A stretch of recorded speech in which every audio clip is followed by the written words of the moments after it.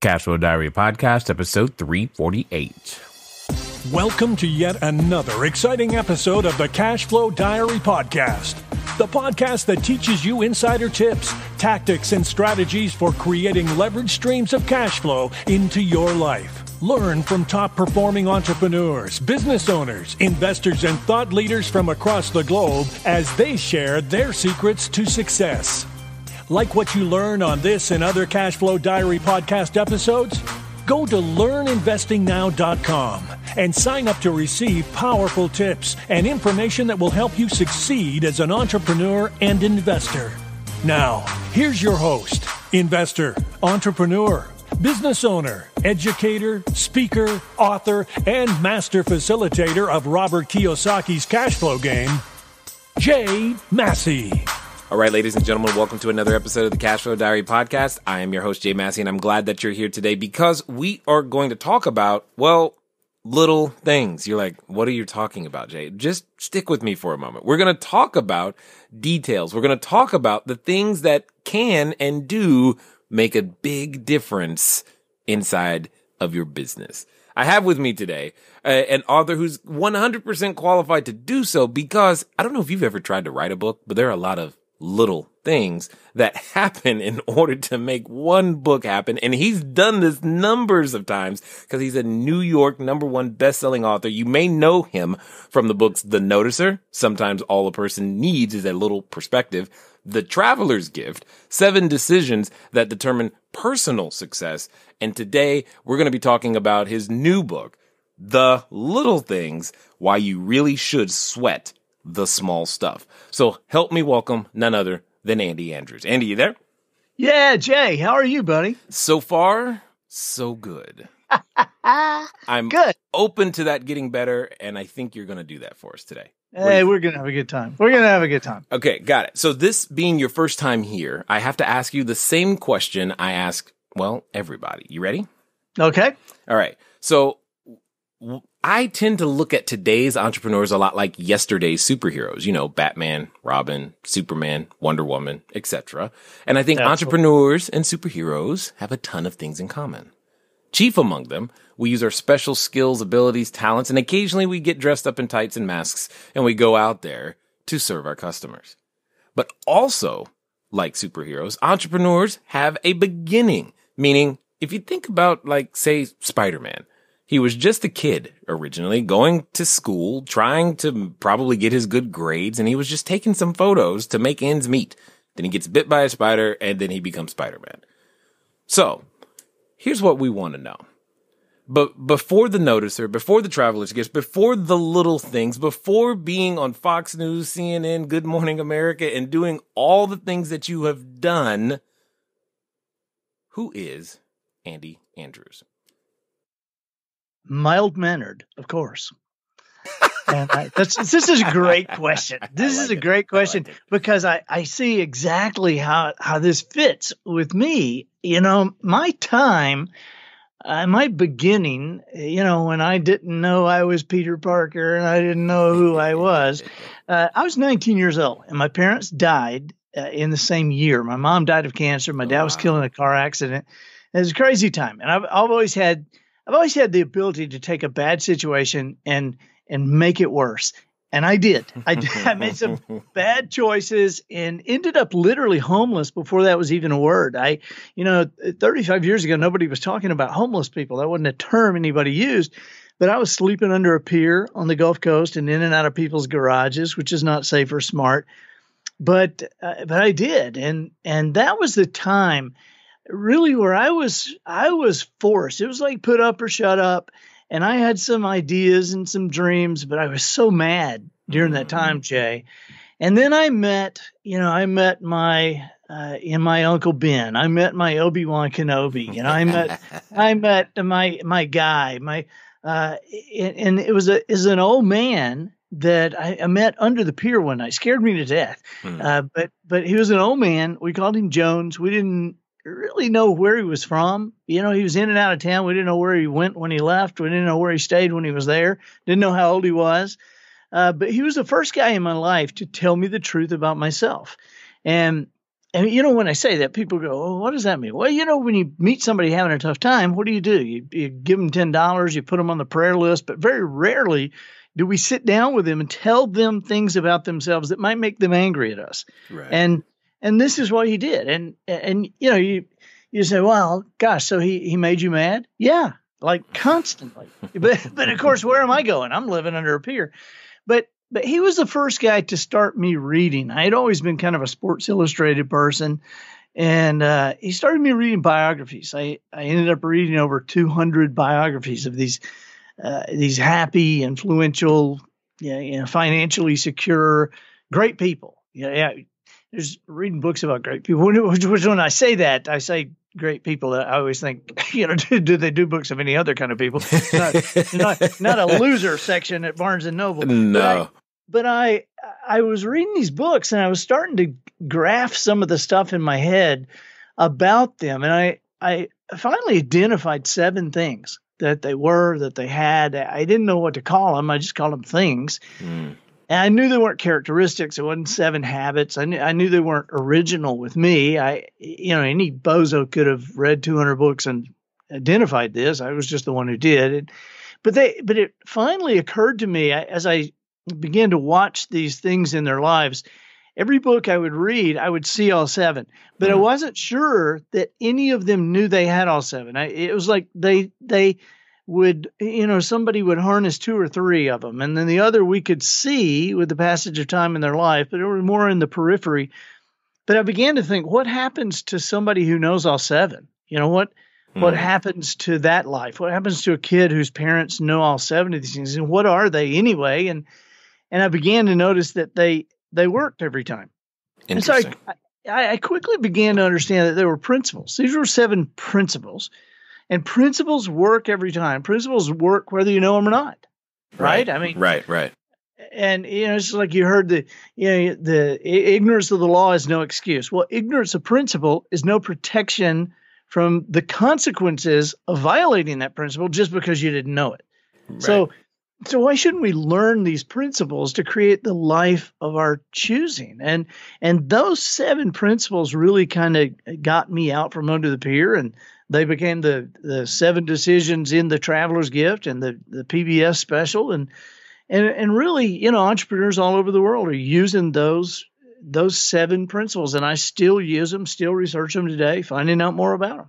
Now, okay, so 2 things. One, I think you said one of your unique abilities was to take a bad situation and make it worse. I think many of us can have that, but that aside, you've mentioned the 7 things, and I know what's going to happen. If I don't ask you, like, Andy, what are the 7 things? We're going to get a whole bunch of hate emails. So you got to run through at least what those are so that people can go, okay. Jay, let me give you a caveat before I do. Sure. I used to hate doing television interviews about the 7 things because, on Good Morning America, you sit down with Robin and you have 4 minutes. And so she says, Andy, tell me the 7 things. I'm like, oh, no, because when you just rattle off the 7, it's very easy to go, oh, yeah, okay, I've heard that. Because none of them are. There's nothing that's like you go, oh, that's groundbreaking. I never heard that. But the challenge is that I have discovered over the years that most people do not understand how to wield the power of these 7 things. The first one, I'll give you an example. The first one is responsibility. And when you hear responsibility, you're like, yeah, okay, fine. Because you can't watch the news, you can't watch a sports show, you can't watch a football game without hearing that word. It's the greatest fight in talk radio. But there's 2 distinct sides with it, and everybody lands on one side or another. You got one side saying, until these people accept responsibility for where they are, these people will never be able to accomplish. And then you got the other side, but it's not their fault. Don't you understand where they're from? And don't you understand what his mother was like? And so you got 2 distinct sides. Now, here's what's curious about this to me. Neither side understands responsibility, because responsibility doesn't have anything to do with blaming people for where they are or making people feel bad about what they've done. Responsibility has everything to do with hope and control. And who among us doesn't want to have hope for a greater future we can control? Who didn't want that? But if you blame your mom, if you blame the president, if you blame the weather or the economy, or you blame your husband or your wife, I mean, there's not a lot of hope there, because there's zero control. I mean, if where you have ended up in your life really is the fault of the president of the United States, then you might as well jump off a cliff now. Because what the heck are we going to do about the president? Whoever the president happens to be, what are we going to do about that today? Right. But if somehow I can look in the mirror and I can say, you know what, I've had some crazy things happen in my life and I couldn't change any of them. I've had some tragedies happen and I couldn't change any of them, but I have made choices in response to those crazy things that have led my life right down a path to a place I don't like. And so if I can understand and believe I can make choices that lead me to a place I don't like, that's great news. Because if I can understand and believe I can make choices that would lead me to a place I don't like, doesn't it just make logical sense I could also make choices that would lead me to a place I do like? Yeah, absolutely. And I like what you're bringing up, because one of the things that, well, gets under my skin is that oftentimes people tell me, Jay, you got lucky. And I'm like, lucky? Right. And, right. And I'm like, what part of, so similar to yourself, Andy, I was in a situation where we were squatting in bank-owned property. My wife could not eat or drink. I had a punctured lung, could not walk and talk. And we didn't have $75 negative, credit score. I now know how low it can go. Let's just put it that way. And, and people say you got lucky. And I'm just like, well, we contributed to that situation before, and I think we've made some decisions that also contribute to the situation today. Yeah. I mean, it's shocking how I find that the clearer I direct my thinking and the harder I work, the luckier I get. It's shocking how that correlates. Indeed. But okay, so yes, I get what you're saying for responsibility. We shouldn't let anybody off the hook, and no one's to blame. I got it. To me, it's like, if it's my fault, great, because I can do something about me. Yes. I mean, if it's your fault, I'm stuck. But if it's my fault, great, I can do something with me. But and so there's stuff like that with every one of them. The second one. The second one is I will have a servant's heart. The third one, I will be a person of action. Number 4, I'll have a decided heart. And number 5, today I will choose to be happy. Number 6, I will greet each day with a forgiving spirit. And number 7, I will persist without exception. And so all 7 of these, there's a story in The Traveler. The Traveler's Gift is a story. It's a story about a family going through a tough time, and the dad gets to travel through time, meeting with 7 historical figures who are also going through a tough time in their own life. He gets to be with Anne Frank in the annex and talk with her and watch that situation unfold. And he gets to be with Lincoln at Gettysburg and Columbus crossing the ocean. And each of them gives him a different principle that if he puts it in his life, things will change. Yeah. And what's interesting about this is that oftentimes when we're having this conversation, or as someone is looking to build a business, build cash flow, build their life, we often want the shortcut version. And sometimes there is no, shortcut version. You have to go through the journey in order to pick up each one of those lessons and make them your own. It's one thing to hear you say them, and I know somebody was like scrambling to write it down, and it's one thing to hear you say them. It's another to even read the book or watch the documentary or what have you. But let me ask you this question.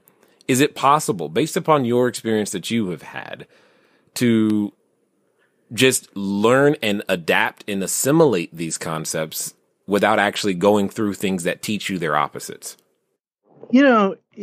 I hesitate to say anything is impossible. Sure. And I think it is possible. It just takes longer.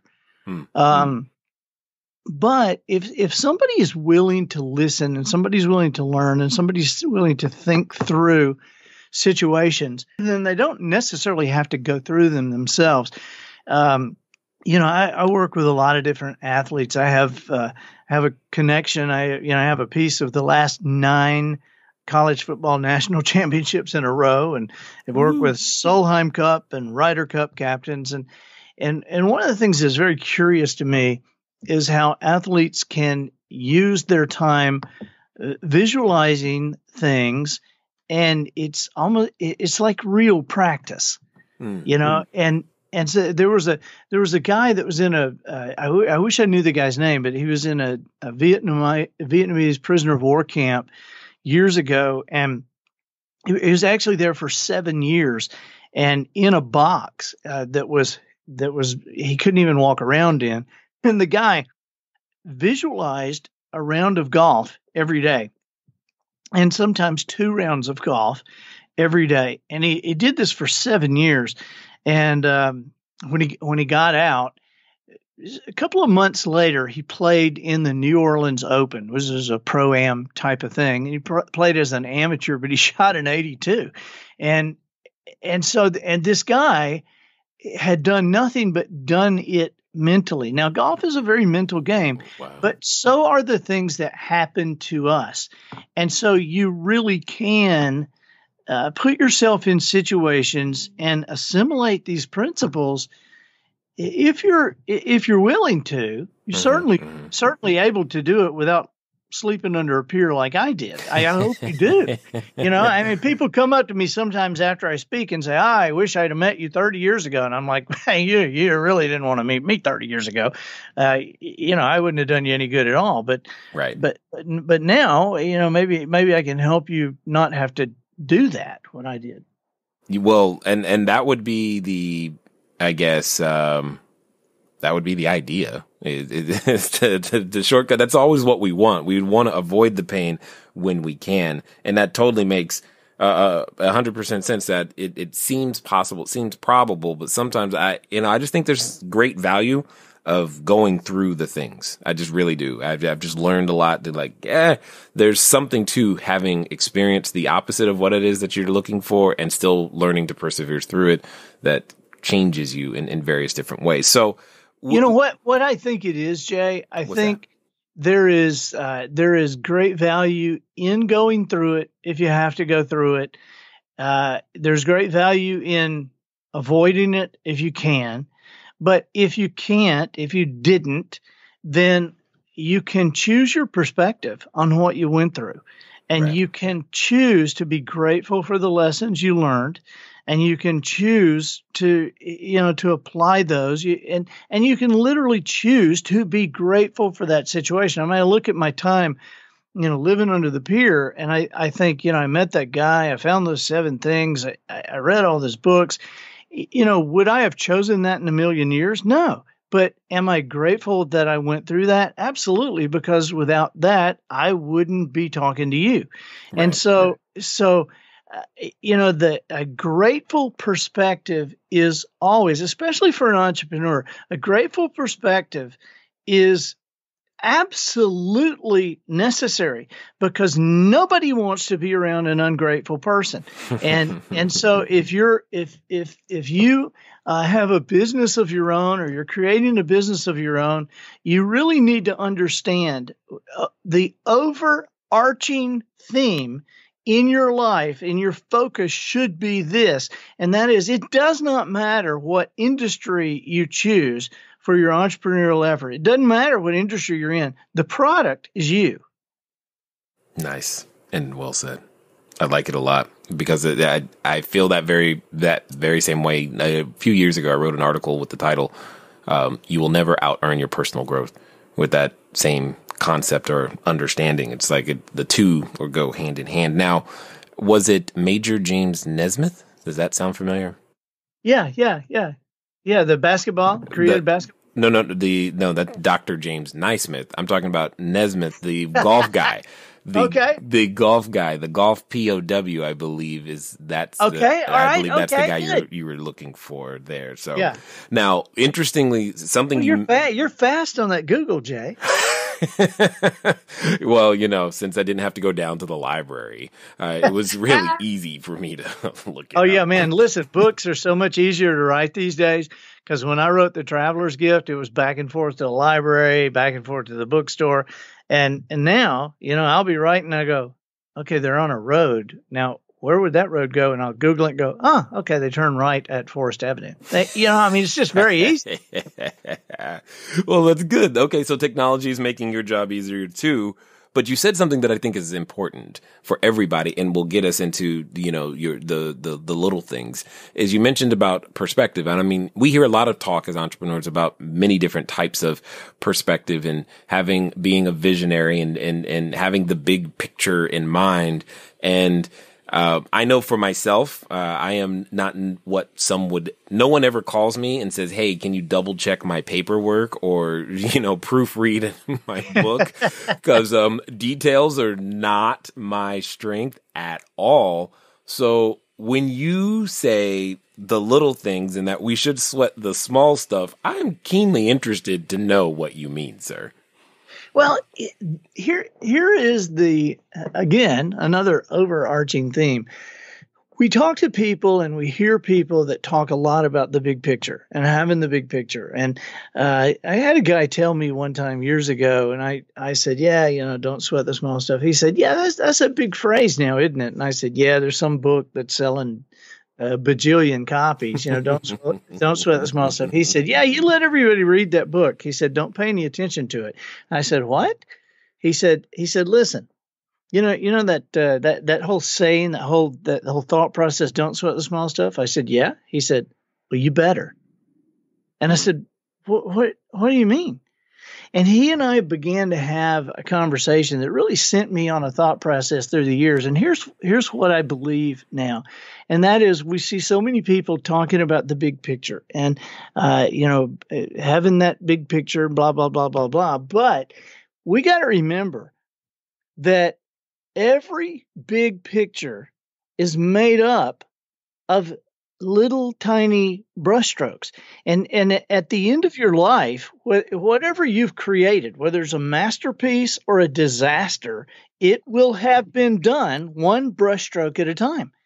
And so, there's so many examples. I mean, when Da Vinci was creating the Mona Lisa, he did so with the smallest brush he had ever used. And that Mona Lisa was it's a masterpiece. And today, even with a magnifying glass, you cannot see individual brushstrokes in the picture because the brushstrokes were so tiny and applied in such a tiny way. There's so many examples.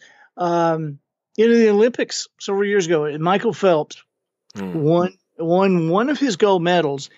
I don't know if you remember this, but by 1/100th of a second. All right, now think about this. 1/100th of a second is faster than one beat of a hummingbird's wing, faster than a blink, faster than a bolt of lightning. 1/100th of a second, and so when you think about that, where was the difference made? People think, well, the difference was made in the pool. I don't think so. I think because that 1/100th of a second, that difference could have been made with 5 more minutes of rest, 1 more minute of focus. I mean, think about one negative thought. I mean, they have proven that thoughts have mass. Okay. And so one negative thought in the pool, on the stand, one negative thought. Do you think that could have cost 1/100th of a second, or one positive thought? Could that have? I mean, you look at one more sip of coffee an hour before. Right. So, as you're listening to this particular episode, hopefully you are not feeling, too much pressure. But here's the truth. It all matters, right? Even the small stuff. The details matter. Why? Because, as you can hear, that's where sometimes the battle is won or lost. And routine matters. Details matter. All of it matters. Now, that doesn't mean stress out and don't start until you have it perfect. But do understand that it matters. And if you want to pick up some more ideas of things that will matter so that you can develop the skill set, the mindset, everything you will need in order to make your dreams come true, do me a favor. Go over to cashflowdiary.com/free book. Again, that's cashflowdiary.com/free book. Pick up a free copy of my book, Cashflow Diary, 10 Steps to Creating Wealth in Any Economy. And I think It will help you. Now let's get back to the story. And so these little things make a massive difference. And the book, I'm really excited about this book. I think is probably the most useful book I've ever written, because there's several things in there that are explained in a way people have not heard them explained before. But there are several things in there that people hadn't even heard before, period. And that entrepreneurs can use. My whole expertise, my whole deal, I write and I speak, but what I really do, what I love to do behind the scenes, I have clients. I work with companies and teams, and I love doing that. And because I'm just this normal person, I hadn't got a gold medal myself. I don't have a Super Bowl ring. I wasn't the hero of some national disaster. And ended up on the cover of Time. I'm not the CEO of some company. I don't have a television show. And so because I'm just a normal person, I really have to get great results. I have to.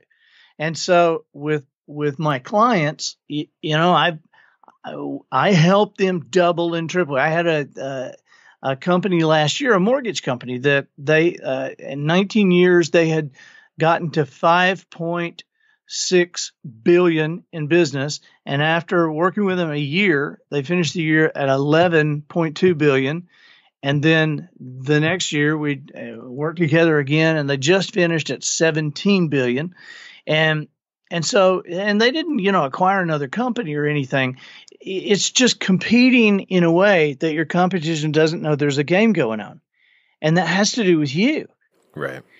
And so these are little bitty things. These are not massive changes. And so it's after a while, I kind of thought, I'm having a lot of success helping teams, helping people, helping individuals. And I have two boys, Jay. I have my wife and I have a 14-year-old and a 17-year-old. And it occurred to me about a year ago, I thought, a lot of this stuff I have not written down. And if I croak and, they don't have it available when I'm, I'll be gone, and they don't have it available when they're adults. That's just horrible. So I started really writing, trying to document how we did what we did and how we helped people increase, and the little bitty things that made such a massive difference. And so that's really kind of how the book came about. Got it. Now,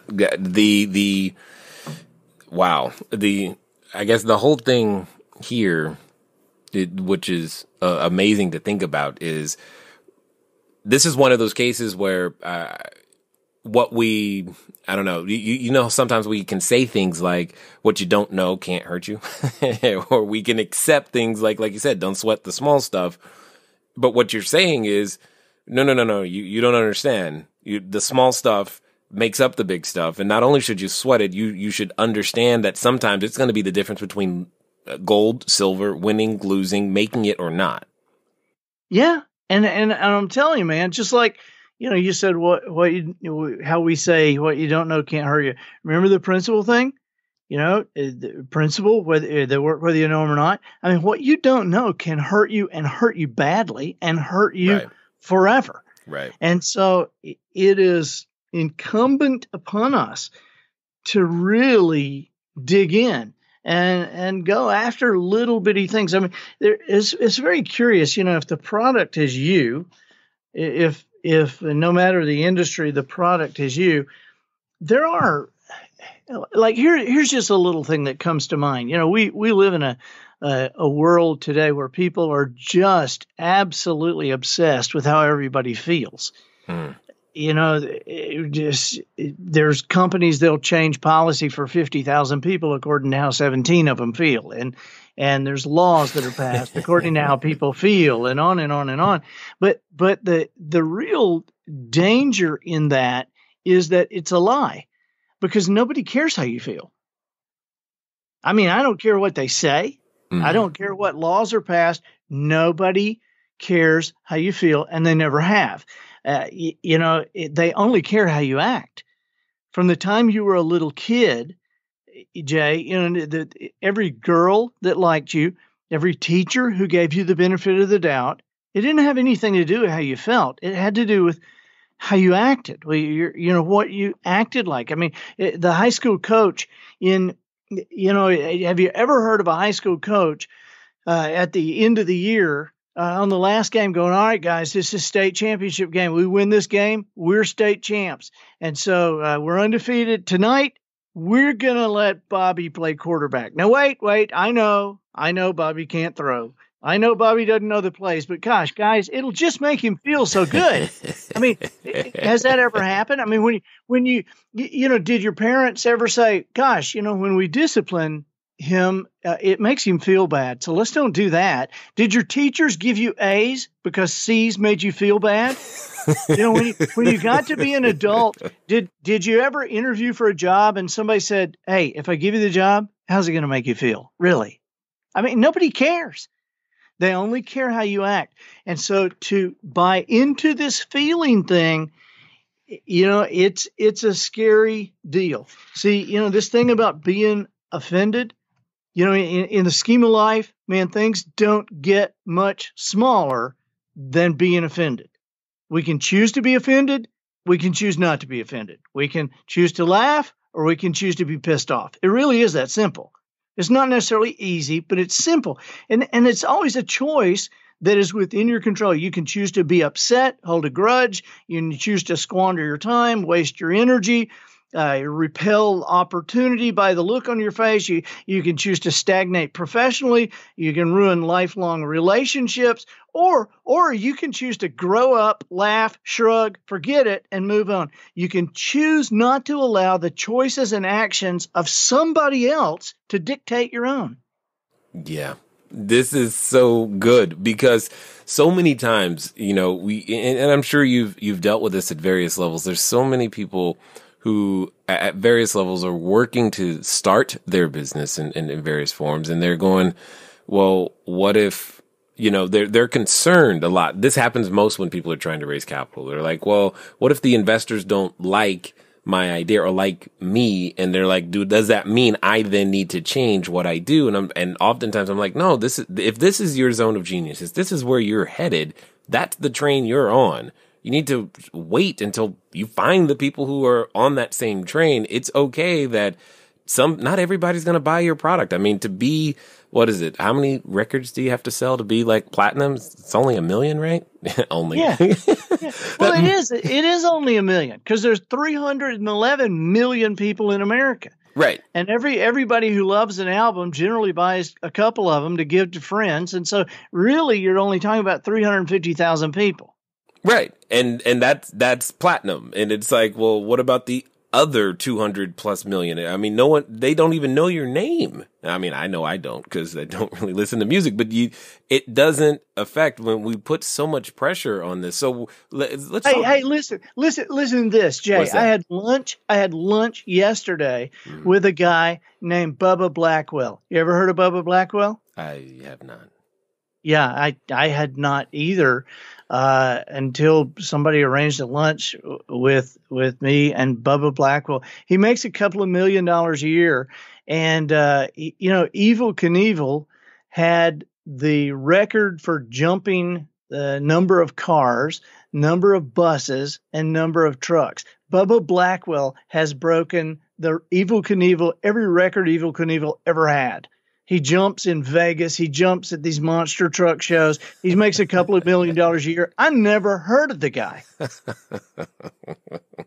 Well, alrighty then. And so you don't need everybody. No, you need very few people. So let's ask. Let me ask this question: when it comes to the small things, is there any of the small things that like most people are forgetting, or that we really need to? You're like, man, if you just pick up this one small thing or these 3 small things, that would cover 70 to 80% of it. Go ahead. Here's one. Now, I don't know that anything covers 70, 80% of it, but here is something that you can do. It's a tiny little, seemingly nothing thing, but it's the greatest skill you can ever learn. This is a skill, not a talent. Okay. I mean, Yeah, I mean, Josh Groban's voice, that's a talent. Josh Groban can carry a tune, I can carry a tune, but it's two totally different sounds coming out of our mouth. But now juggling is a skill, right? I mean, if you don't know how to juggle, give me 5 minutes, I can teach you how to juggle. You won't be great, but you practice for a little while, you'll be really good. You practice for a month, you'll be incredible, because juggling, if you can toss a ball from one hand to the other hand and actually catch it, you can juggle. You just got to learn the pattern and practice it. It's more a mental thing than it is a physical thing. And so juggling is a skill. You learn it, you practice it, and you assimilate. So what I'm about to show you is a tiny little thing that will make such a massive difference in the lives of your listeners. And here's what it is. Okay. And before I tell you, let me just say, this skill is more important than a college degree by far. This skill, my boys know that this skill is more important than A's. My 14-year-old, when he was 7, he was great at this, and he would use it on me. I would know he was using it, and it still worked. That's how powerful this is. Are you ready? Here's what it is. Have I oversold it enough? Here it is. I'm writing it down. I'm ready. All right. Smile while you talk. Smile while you talk. Now, I'm not saying smile a lot. I'm not saying greet each day with a big old cheesy grin. I'm saying smile while you talk. Most people don't do this. You just watch people as you're just walking around. Most people don't even tell jokes smiling until they get to the punchline. Then everybody smiles and laughs, and they smile and laugh, and then they go back to their normal face. It is hilarious if you start watching.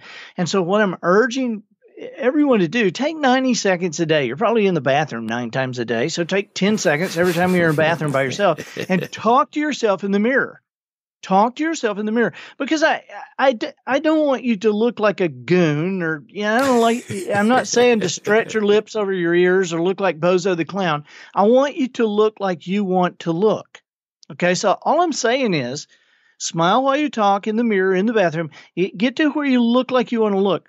Just get your countenance up. Get the eyebrows up. Get the corners of your mouth up. Get your chin up. Okay? And smile while you talk. And you will be shocked, because when you smile while you talk, people cannot help it. They will smile back at you. They will just, they don't even know why. And then you get good at it. And you start smiling while you're talking and throwing a little nod in there. You just kind of nod while you're smiling. People will nod and smile right back. They can't say no to nothing. Oh, they want to, but they can't make their head work that way. It's great, Jay. It's an awesome skill. A very little thing, but it will pay huge dividends. I mean, you smile while you talk, and your children will react to you differently. Your spouse will react to you differently. Your clients, your potential clients will react different, and they won't even know why. I'm telling you, this is huge. That's awesome. And it's like we're saving marriages and relationships and lives and businesses all at the same time. I love it. I love it. I love it. Now, for those that have listened this far, they probably have a burning question in the back of their head, i.e., how can I drink more of the Andy Andrews Kool-Aid? So what's going to be the best way for them to find out what you're doing and maybe even pick up a copy of the new book? Hey, listen, just, I'm andyandrews.com. I'm easy to get. I have a podcast too. You have to come be a guest on my podcast, Jay. I'm in the loop with Andy Andrews. That sounds great. And so, but I tell you what, I'd love to give a gift to your entrepreneurial listeners. I don't know if everybody has heard of A Message to Garcia before, but that is the very first inspirational book that was ever written. It's the first book that, kind of gathered our genre. It was written in the 1800s by a man named Elbert Hubbard. And a lot of us grew up on Dennis Waitley and Zig Ziglar and those giants. Well, they grew up on Elbert Hubbard. And so he wrote this book about, it's a true story. And it's like a 15 or 20 minute book, really.